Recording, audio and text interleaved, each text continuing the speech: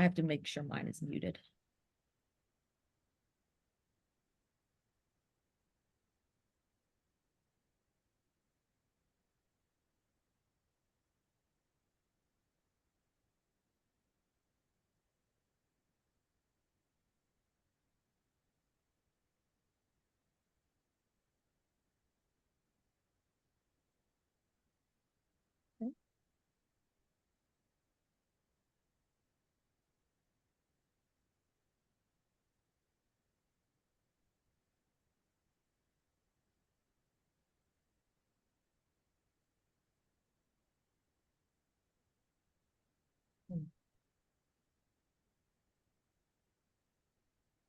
Okay.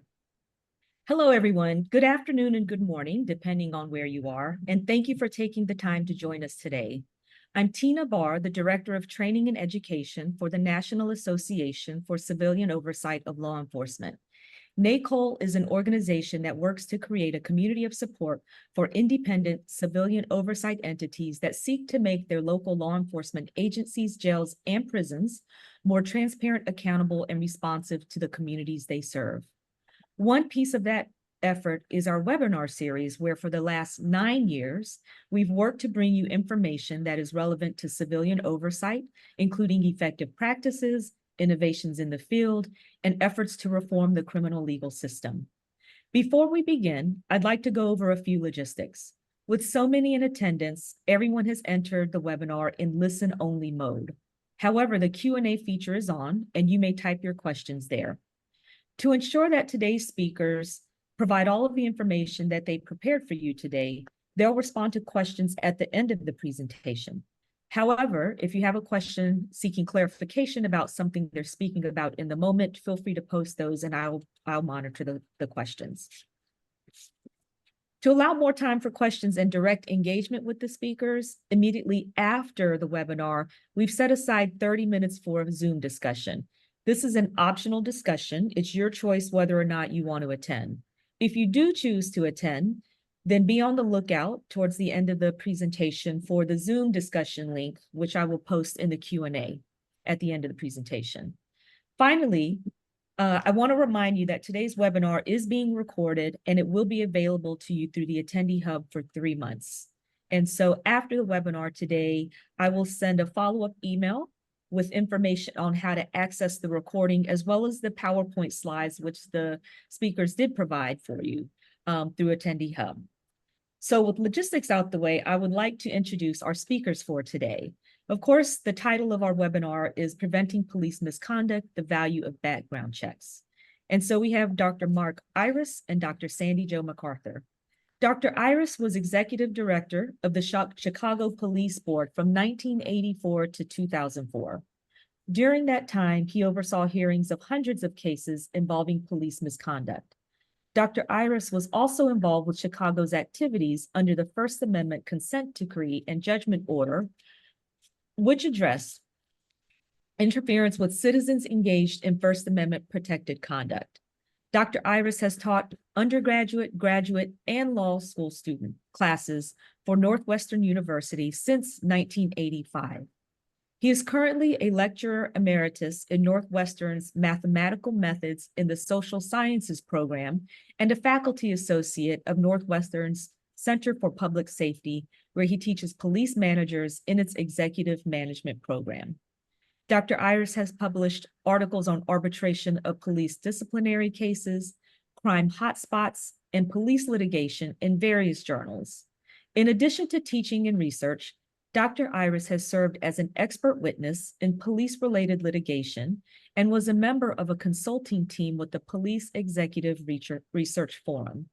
Since 2022, Dr. Iris has served as a member of the Chicago Police Department's Community Policing Advisory Panel. Our co-presenter for today is Dr. Sandy Jo MacArthur. Dr. MacArthur has a career in policing spanning over 44 years with the Los Angeles Police Department, of which 35 years was full-time and the remaining years as a reserve officer. She attained the rank of assistant chief before her retirement in 2015 and continues to work with their training and education division in a reserve status. Dr. MacArthur teaches at the Pepperdine University Strauss Institute for Dispute Resolution, where she teaches conflict resolution to law enforcement supervisors and command staff, and in the law school, where she teaches the psychology of conflict communications. Dr. MacArthur also consults with law enforcement agencies across the nation on subjects such as use of force, conflict management, leadership, and officer wellness. Presently, Dr. MacArthur is working with the University of Chicago Crime Lab, assisting with several research projects pertaining to police employee wellness, early intervention programs, and training for in-service personnel. She recently co-created the curriculum for the U Chicago Policing Leadership Academy and currently teaches in the program. And so I will turn things over to our presenters for today. Hello, everyone. I want to thank Tina Barr for the introduction and also NACOLE board member Jason Wechter for helping make this possible. And I'm also very pleased that my friend Sandy Jo MacArthur is able to join us today. With her vast experience, she'll offer some practical guidance on how to do these background checks. Okay, why do background checks for prospective officers and deputies? To me, this is a duh question. That police applicants should be subject to thorough background investigations is as basic as a medical student teaching medical school teaching its students they need to wash and scrub hands thoroughly before surgery.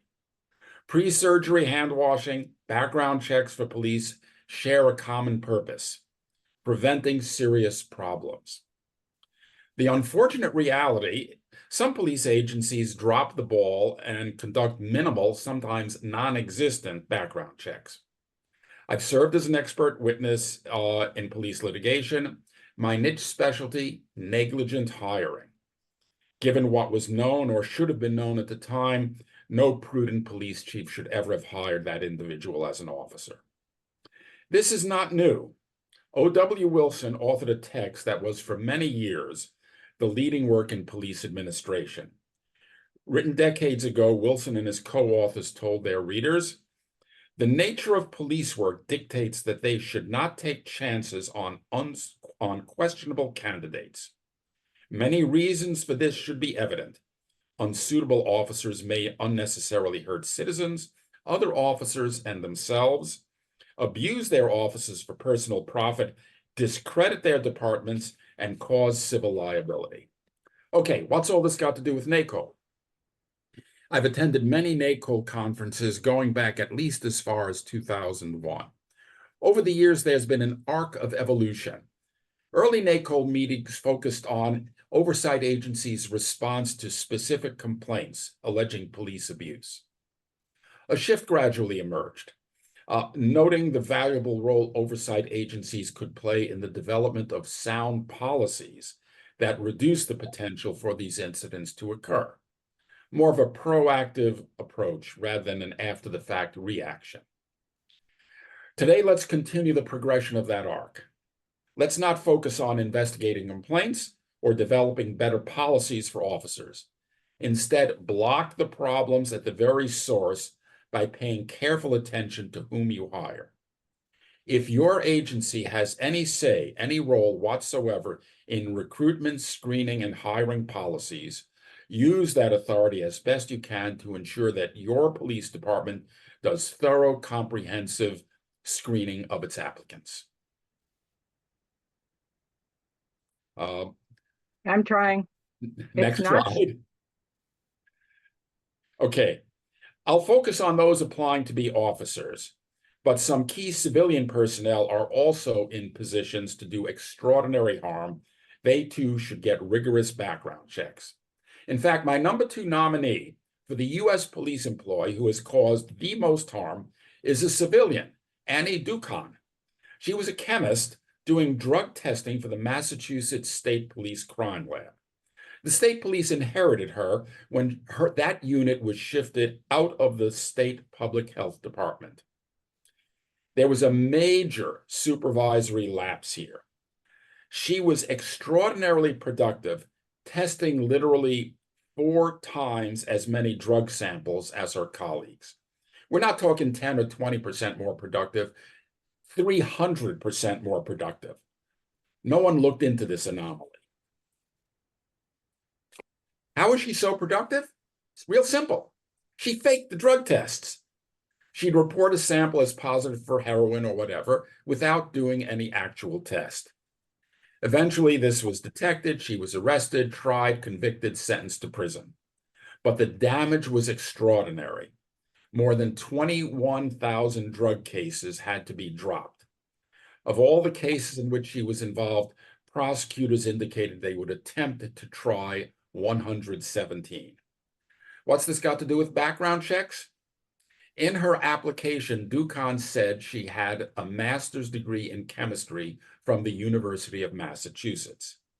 Had anyone bothered to check with UMass, they would have learned that she had no master's degree, in fact, never did any graduate level coursework there whatsoever. Her role as a chemist meant she had the potential to cause great harm. The same is true for other civilian employees, such as evidence and property room clerks. A property room clerk, not subject to a solid background check, sits on a valuable stash of drugs, guns, cash. And often this takes place with minimal managerial oversight. What could possibly go wrong with this combination? So, some takeaways here. Identify your sworn and also, identify your civilian employees who hold especially sensitive positions. Identify those positions and see what is done to screen those who apply. And for everyone, verify key credentials. Okay, returning to our main theme, sworn officers. We're very cognizant that recruiting for police these days is tough. Police agencies across the country face extreme difficulties in attracting qualified new applicants in adequate numbers. There can be an overwhelming temptation to relax hiring standards in order to find the warm bodies to put in squad cars. Resist that urge. Now, before you do applicant background checks, you need to have applicants. And some agencies are making recruiting videos to attract interest. The videos you present send a message. Let's see this one from Denison, Texas.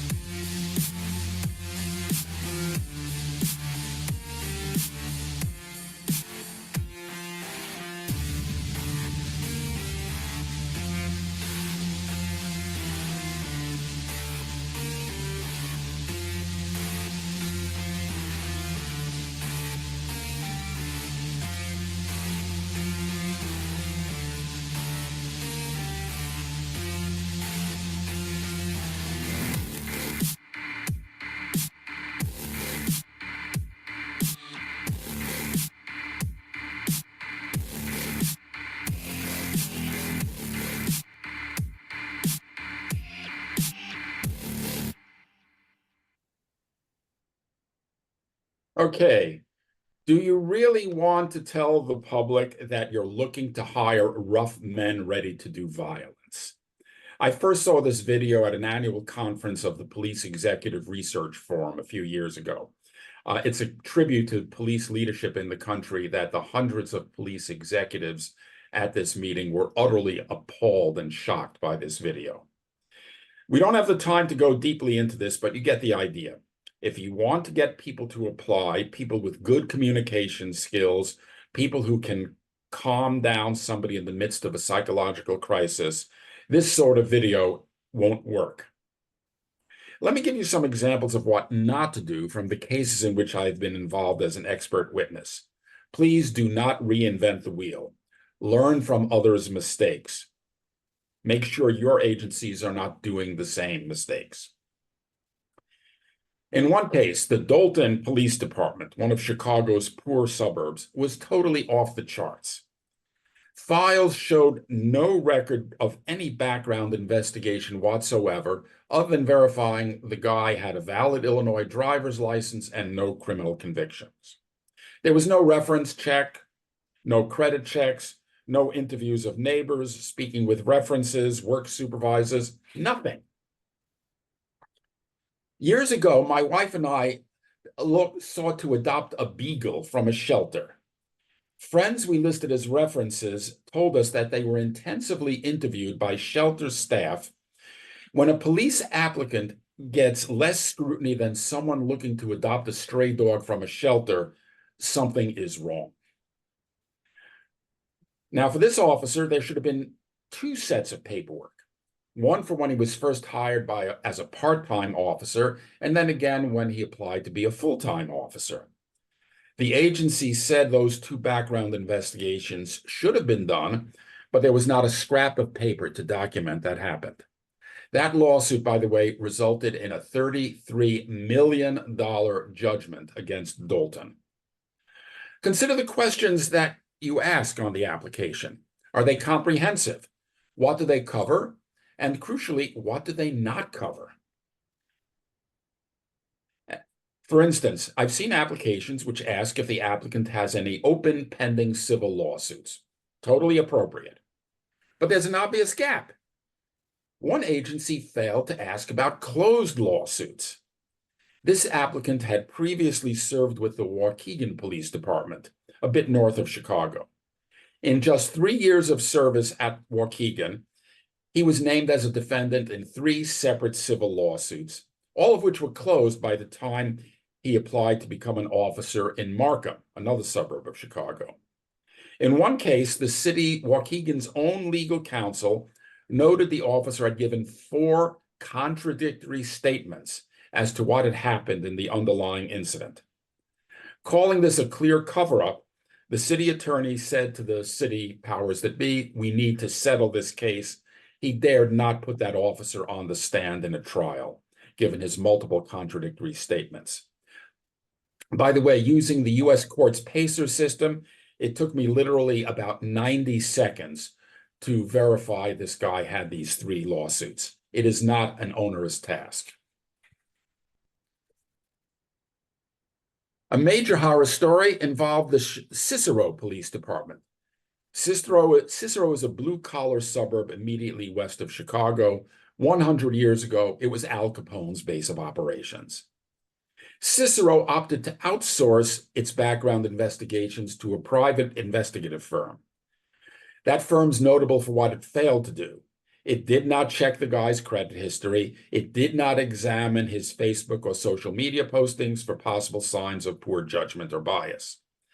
They also did a lousy job of checking court records. This applicant had his driver's license suspended for DUI in Wisconsin. For those of you who didn't pay attention in geography, Wisconsin state line is about 50 miles or so north of Cicero. The investigators missed this entirely, and the application asked if the applicant had ever had a driver's license suspended or revoked. This fellow said no. Sandy Joe, reality check, please. If an LAPD applicant lied like that, would that be the kiss of death, grounds for immediate disqualification? Absolutely, no question.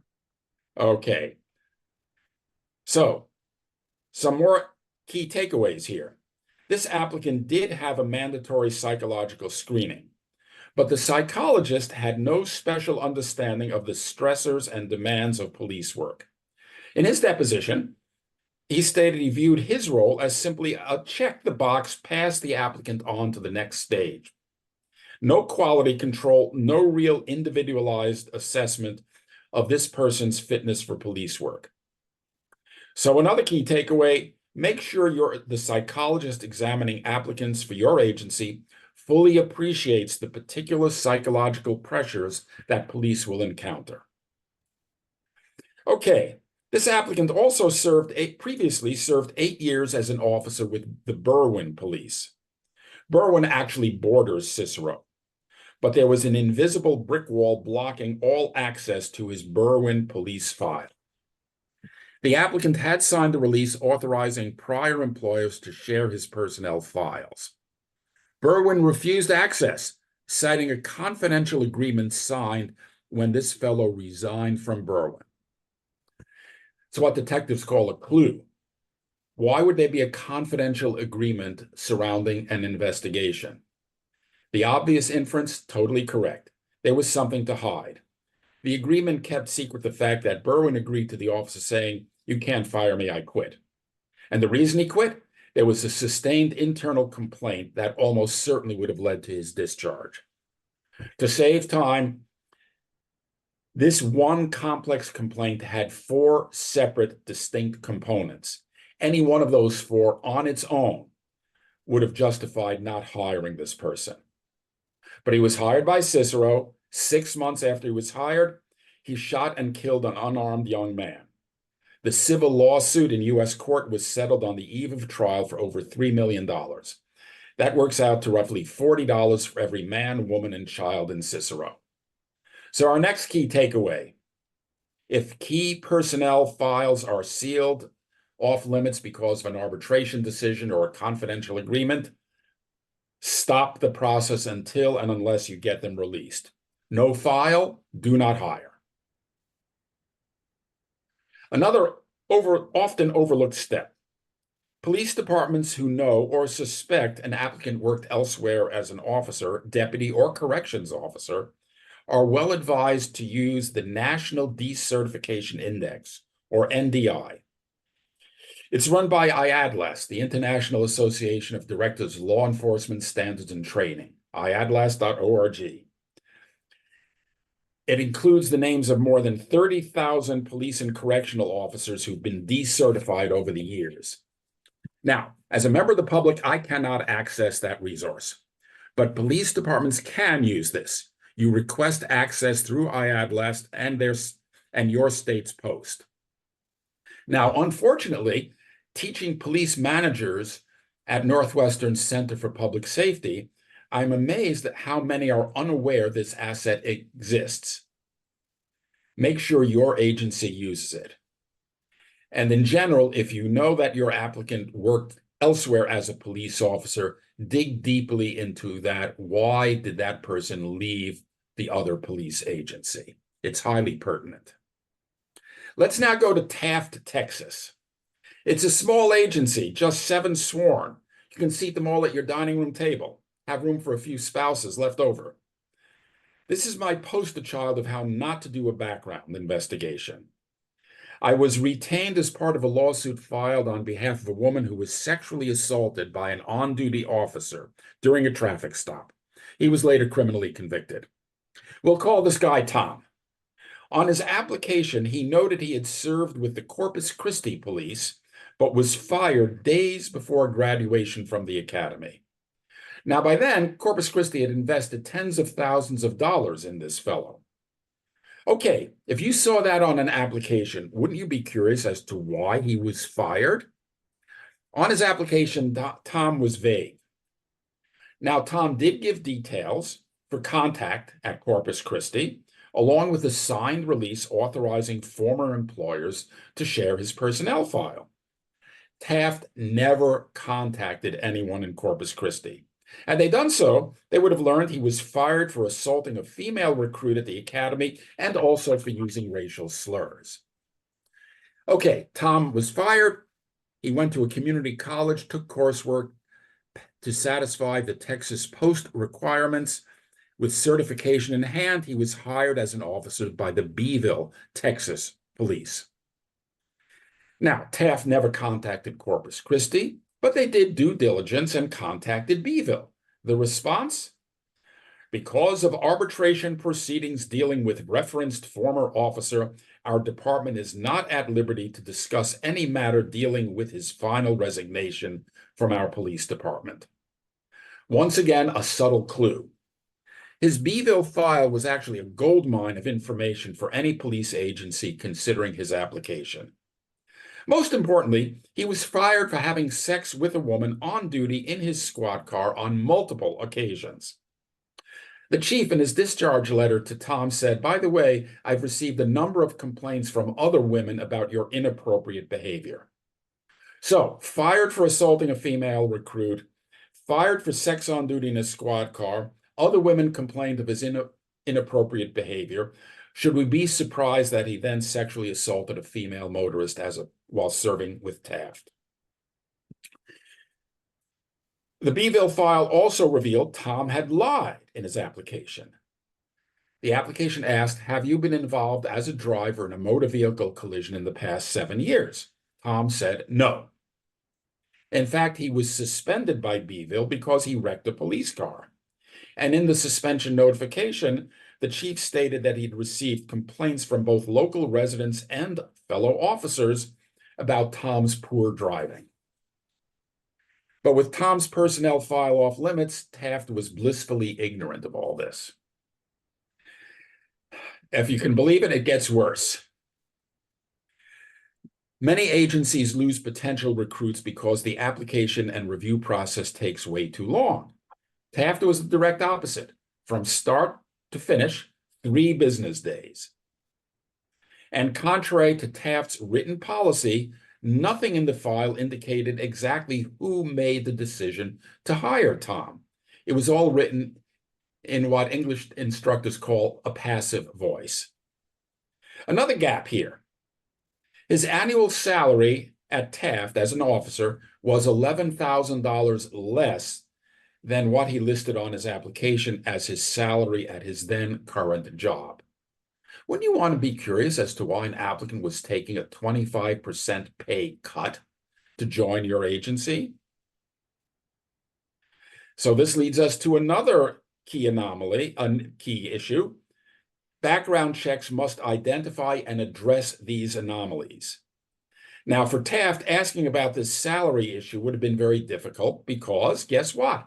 There was no in-person interview. In a profession where communication skills are paramount, why would you hire anyone sight unseen? Required by Taft's own policy, it was never done. Taft's policies also required psychological screening. Guess what? That too went undone. These gaps highlight a key insight from Scott Thompson, former chief of police in Camden, New Jersey. He said, "Within a police department, culture eats policy for breakfast. You can have a perfectly worded policy, but it's meaningless if it just exists on paper." So, as you work to ensure proper background checks are done, don't just review screening policies. Examine a sample of applications, both those accepted for employment and those rejected. See if policy requirements were actually followed. And potentially even more consequential, do what some call an HR autopsy. Your agency likely has officers or deputies who were fired or even criminally convicted after some egregious incident, or they may be resigned under investigation. You'll also have others on the job, your frequent flyers with disproportionate numbers of complaints and lawsuits. Examine these files closely. What can you learn?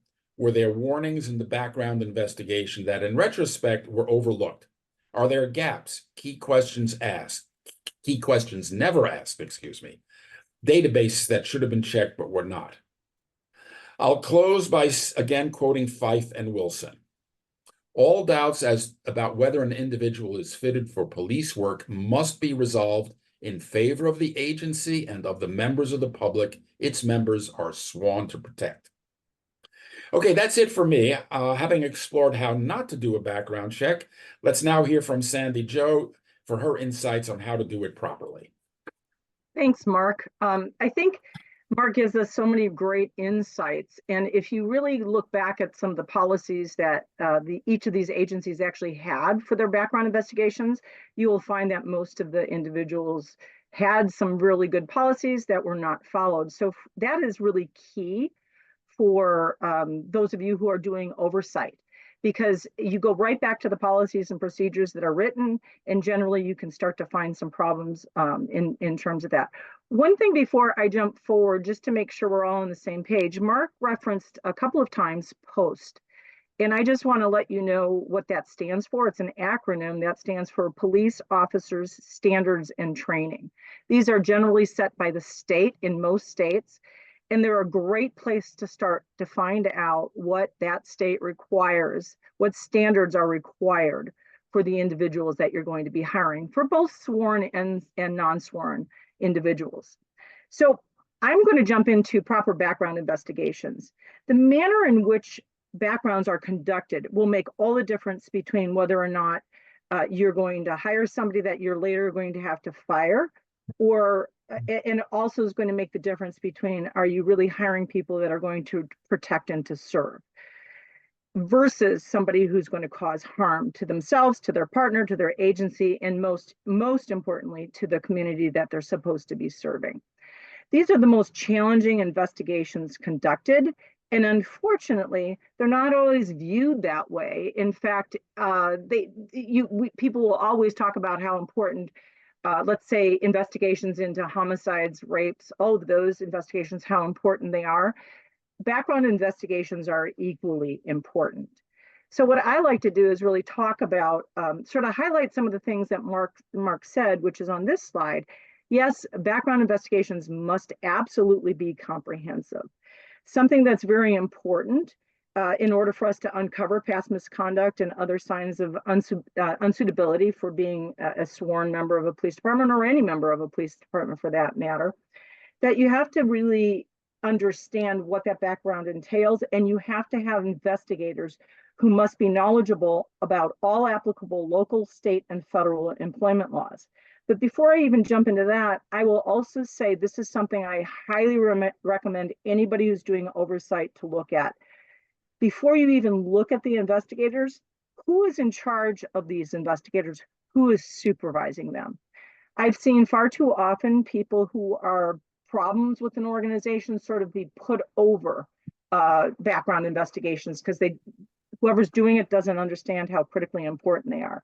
One of the lessons that we've learned in LA for years is whoever is overseeing them, in our case, we have captains who oversee them, plus we also have a lieutenants and sergeants.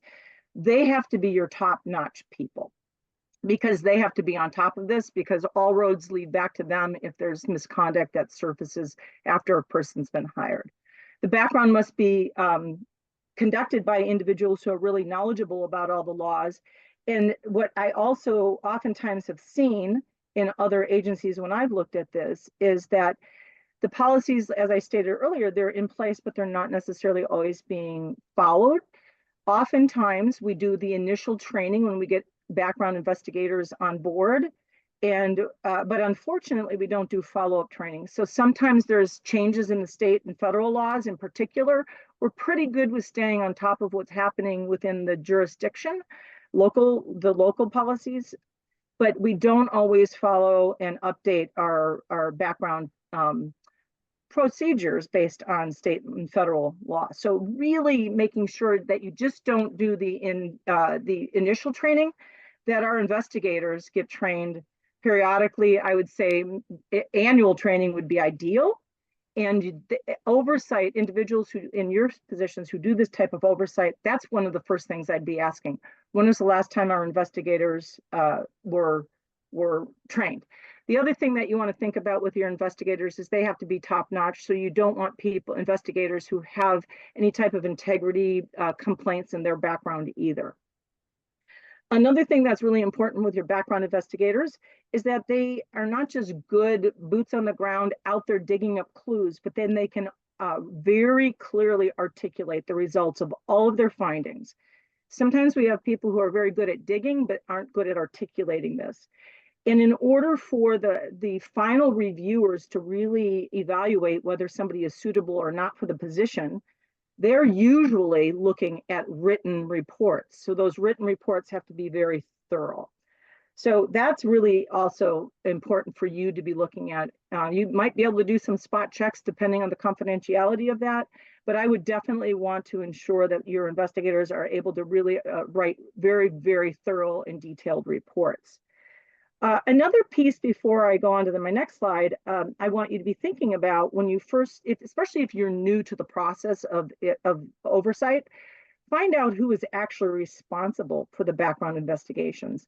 Sometimes it is people that are work directly for the personnel department for the city or the county. Other times it is actually the person, the police department, and sometimes there are hybrid types of things, because that is going to make a difference. If you are overseeing the police department and it is actually a responsibility, the backgrounds is a responsibility of the city, you're going to have to do some liaisoning if you have concerns about some of the backgrounds that you're seeing, if they're not up to snuff. So this is another thing that I think is really, really important. There are two roles that are critical in bringing people on board, onboarding your people. You have your investigator and you have your recruiting roles. And we're going to really be focusing mostly on our investigator roles for the remainder of our time, but I do want to talk about the difference. So in this day and age, we have to hire right. It's a lot of money to do these background investigations. And so we want to make sure we're very inclusive, that we're hiring the right people. And so what oftentimes I see in agencies is these roles get blurred. So I have a design on this slide specifically. A recruiter's role is to screen in, throw that wide net, find as many potential candidates as possible, look at the diversity, look at where you're going. Don't just go to the military, people coming out of the military, go to your community colleges, go to all sorts of job fairs, things like that, right? So that you're really throwing that wide net. Now, the investigator's role is to screen out those who are not suited for the job. So if you think in terms of that process, your recruiter should be focusing on a large net, diverse candidate pool, and then to prevent artificial barriers or artificial exclusions, your investigators have to be trained, as do their supervisors, on how to focus on weeding candidates out in a fair and impartial manner, because we don't want candidates weeded out due to race, gender, ethnicity, sexual orientation. So again, you want to be looking at what are the processes, or what are the things that are going to exclude people from that recruiter pool that are going to actually screen people out. And that is why I always say the best idea is to have a different roles. So you have different people doing the recruiting roles versus different people doing the background roles. When those lines in some agencies, they're going to be the same individual, then you have to make sure that people are very, very clear when they have the recruiter hat on versus their investigator hat on.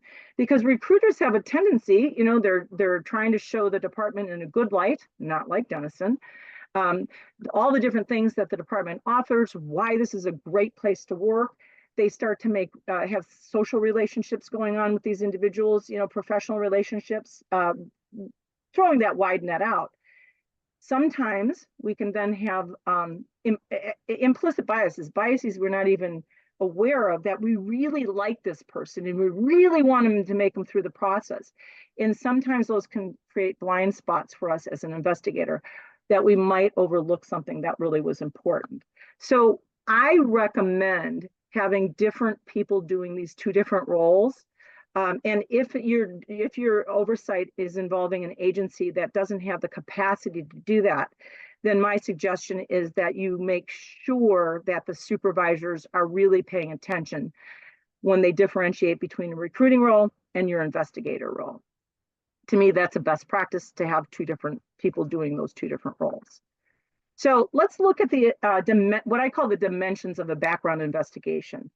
So there's a lot of, when I talked in the last slide about artificial barriers, I think it's very important that you as oversight individuals or entities, that you really look to make sure that your investigations, your background investigations are looking at job relatedness. That's the cornerstone of any of every effective candidate screening process, is what we're excluding people on or including people on. Is it really about job relatedness? So in order to do the evaluation of a job relatedness, this applies to the skills and abilities and the attributes that are going to be required for this job. One of the things for years we used to do is we talked about the knowledge of the job. And in reality, that's the role of the police department's training academy, to give them the appropriate knowledge. We found we were excluding a lot of people because they, quote, didn't have the knowledge on how to do policing. Well, that really was a silly artificial barrier. Most agencies today don't have that.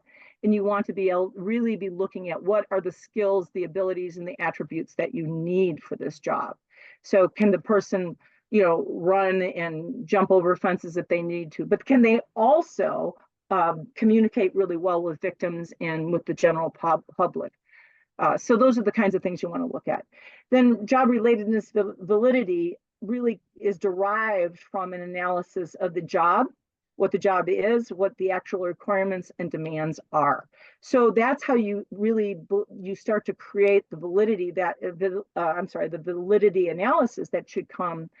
And based on the analysis is where you start to get the set of dimensions that you create, that your background investigators are going to be using when they're doing their investigation.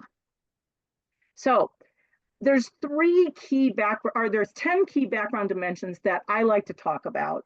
And I do them in pieces, because what you start to see is how these 10 dimensions that are currently background dimensions that we use here in the state of California, but I also have seen in other states as well.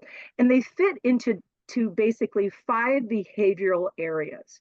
Remember, background investigations are looking at our candidates' previous historical behaviors, including to the time when they are actually in the background process. So these first 3 are really about the dimension under the umbrella of moral character. These first 3 fit into honesty, impartiality, trustworthiness, confidential information, how they handle it, and really, do they have the ethical behaviors to be a police officer and be trusted, or to be a civilian employee and to be trusted with very highly confidential subjects. The next ones that I'm bringing up here, these 2 are really about stress tolerance and the ability to manage adversity. So what we find with individuals that come into the policing, a lot of times they are not necessarily prepared for the type of stress that they're going to deal with and the adversity they might face. And I'm talking about externally. Hopefully your department that you're overseeing isn't creating adversity problems for them internally. This is all about how they would handle the communities that they're going to serve. This is about having a positive attitude. Are they even tempered? Do they have a stress tolerance that's important for policing? Can they recover after stress? And can they accept responsibility for mistakes that they made? This is a very interesting one that we can often find, as Mark related to, with interactions if they've worked at a prior police agency, how they interact, the types of complaints they've had, how they interact with their people and the supervisors.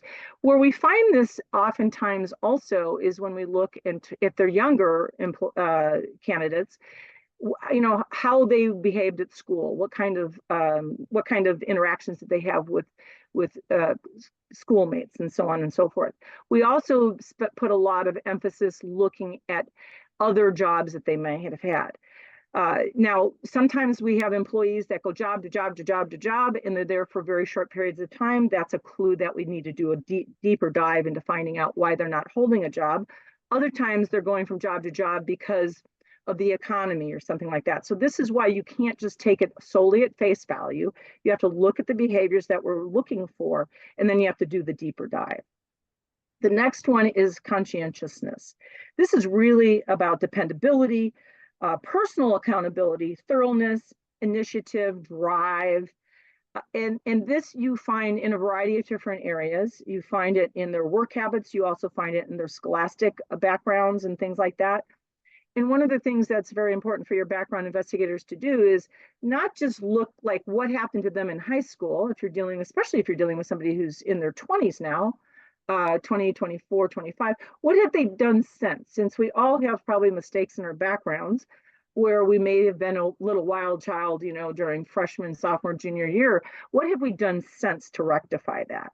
So now again, you see why this investigation needs to be very, very thorough.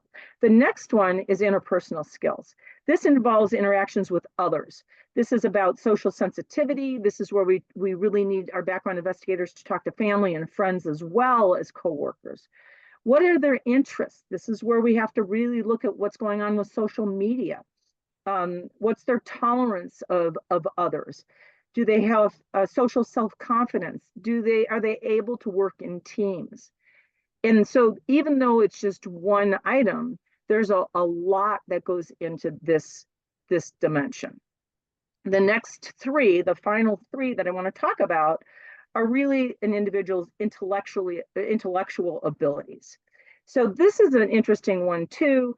This is really about looking at situations, problem analysis, adherence to policies within the schools that they've gone to, especially their more recent experiences in college potentially, or with whatever their current or past employment, whether it was an agency, a policing agency, or McDonald's, it really doesn't matter.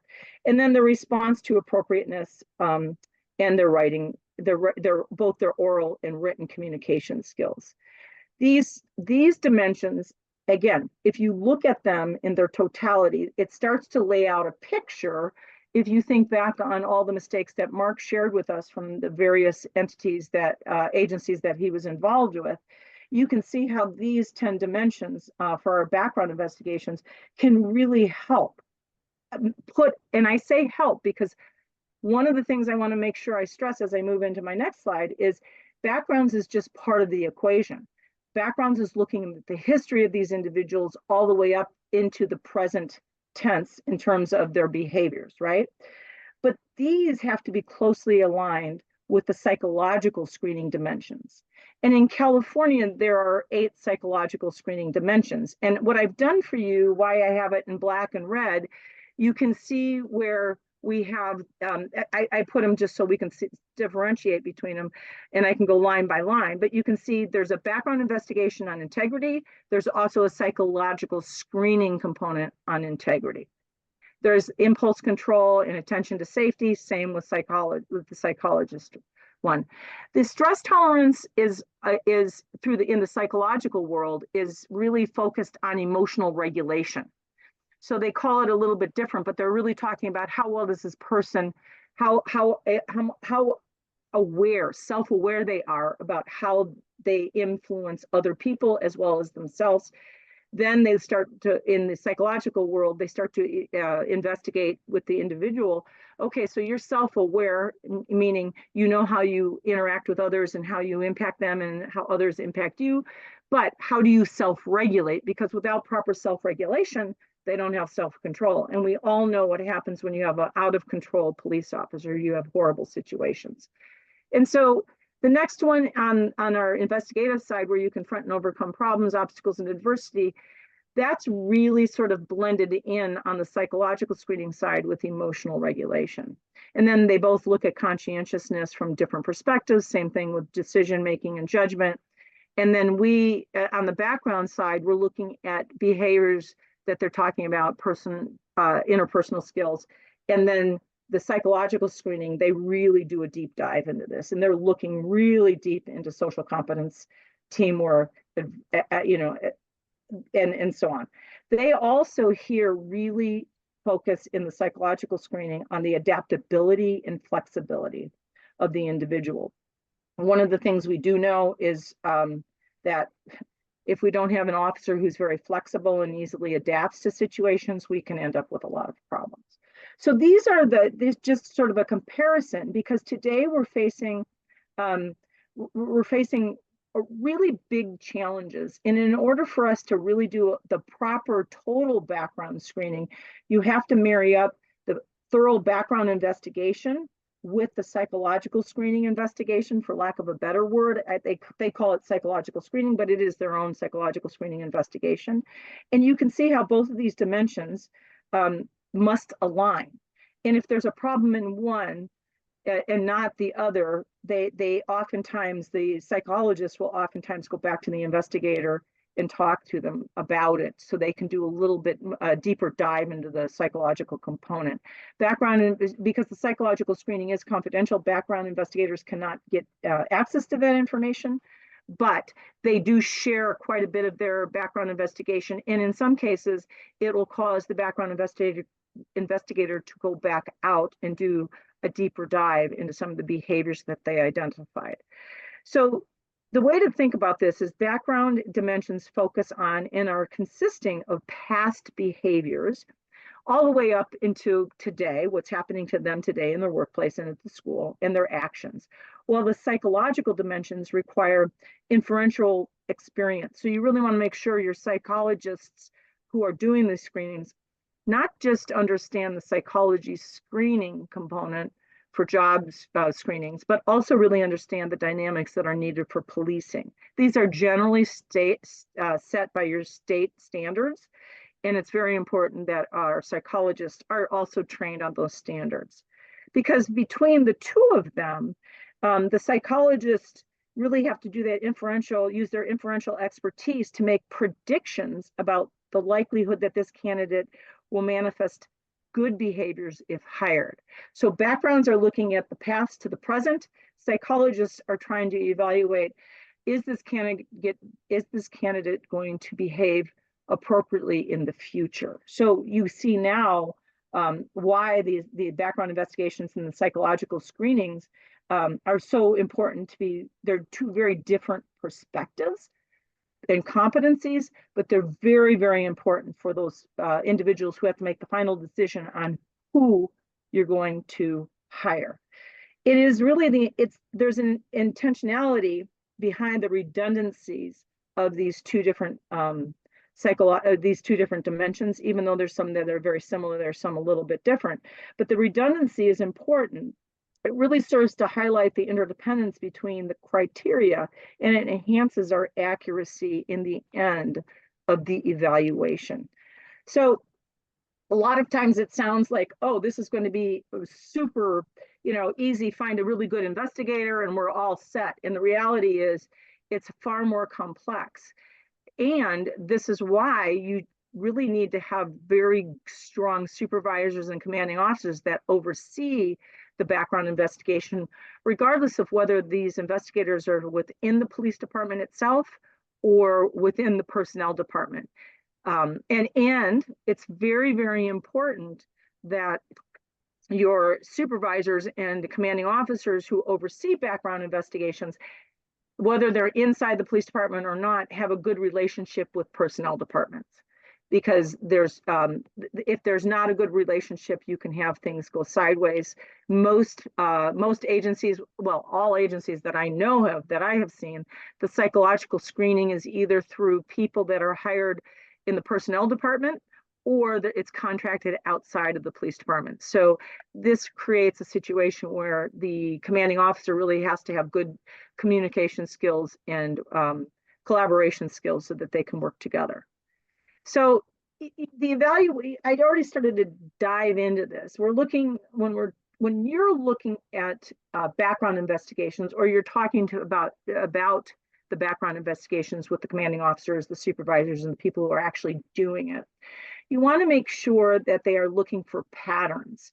There are going to be occasionally a past behavior that is so significantly problematic that that one behavior is going to automatically exclude the individual from the background.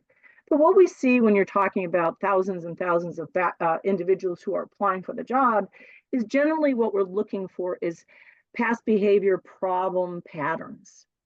So again, there's a lot of times when somebody who is young in their life did something really silly and ridiculous, and that is the only incident. And it didn't result in felony conviction or anything like that. And then you want to ask yourself, okay, is there enough time and distance between the incident? And if there is time and distance, then you want to then just verify that, in fact, their behaviors, there's not other kinds of behaviors that are sort of similarly situated that appear problematic. So you can't just look at one pattern of behavior with problems with a supervisor at work or a teacher at school. You also then have to look at, do they also have problems interacting with friends and family and things like that? So you can see this starts to really add to the complexity of background investigations. And then the other thing that you want to find out is the consequences of their past undesirable behavior. Are they aware of those consequences? Have they learned from the consequences? And what is the likelihood of a recurrence of that type of behavior?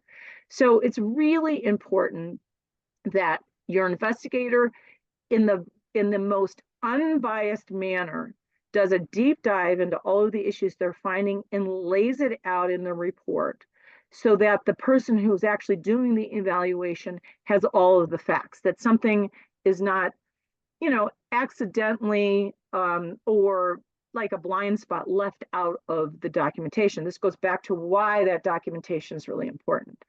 And then, of course, whenever there's a problem that does surface, one of the things that we ask our investigators to do is to really also look to see if there's any positive attributes and specifically for the investigators, positive behaviors that might have mitigated their past problem.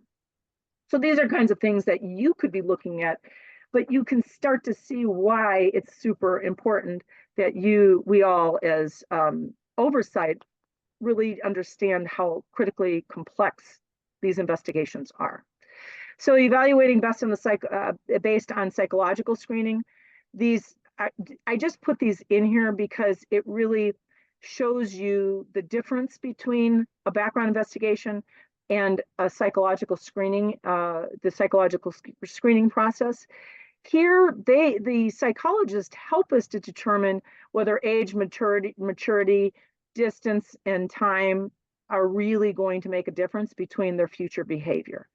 They look at the degree to which the behavior has violated societal and cultural norms, because again, there's sometimes when people are younger, they may be doing something that's totally socially or culturally acceptable, but wouldn't be necessarily acceptable in the police culture. And the question is now, have they learned from that? Do they understand that they cannot engage in these types of behavior?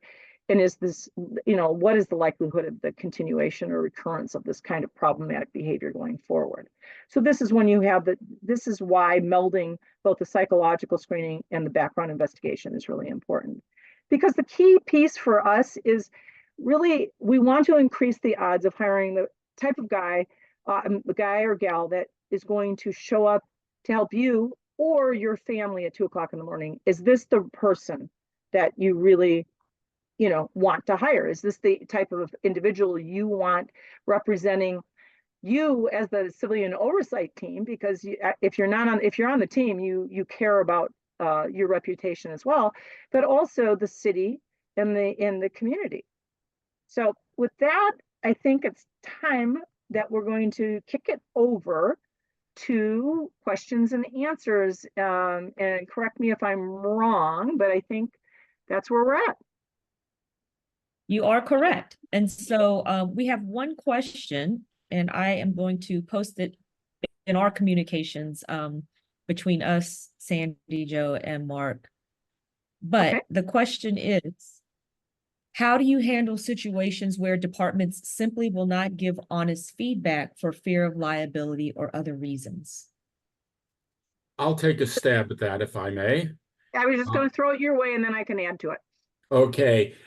First, in a number of states, Connecticut and I think either Michigan or Colorado. I'm sorry, I'm an old man. The gray cells are getting forgetful. A number of states now actually mandate that police departments must disclose personnel files to other police departments which are considering hiring one of their former officers. So the liability fear is removed. The second thing you can do is, as I said, with those agencies that refused because of a sealed arbitration agreement, you can approach the candidate and say, look, you can go back to the agent. If you want us to consider your application, go back to your prior employer, specifically request that they release the file. If they'll respond to that, fine. If not, sorry, we cannot consider you further. By the way, the Cicero officer who worked for Berwyn, not only was there a confidential agreement with Berwyn, but that confidential agreement specified that it was non-waivable. If they got a subsequent request from the officer, lift the confidentiality, Berwyn said, we will never do that. That was written into the agreement. It was crazy. But again, if you cannot get the information, you have to just take a pass on the person. That's my take on it. I just want to add one more thing to that, because I'm not knowing for sure if you are talking about if you're the civilian oversight, if the department won't be honest with you. So I just want to add the one other piece with that is there are times when you might have to actually put that down in writing, and as in your role as civilian oversight, give that to whoever hired you, if it's a city manager, if it's personnel department, if it's the Department of Justice, depending what your role is.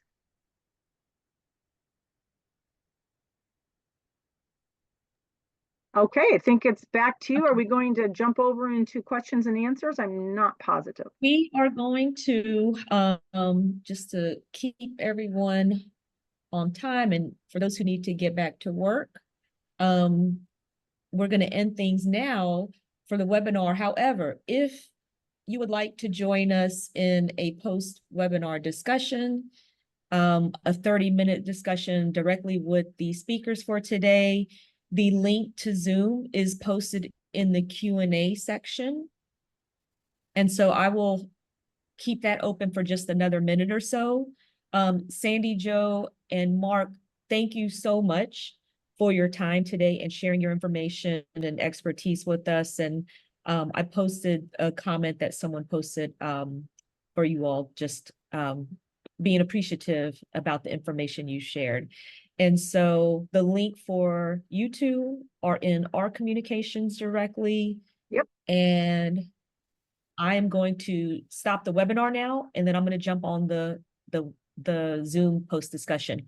So thank you all for attending. If you'd like to join us and speak directly with Dr. MacArthur and Dr. Iris, please join the Zoom discussion.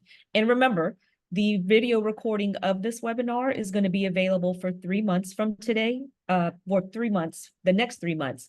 And so later this afternoon, I will send an email with instructions on how to log in and where to find the webinar, as well as the PowerPoint presentation in the Attendee Hub. So as always, thank you for joining us and your time and your support of NACOLE, and hope to see you at future events.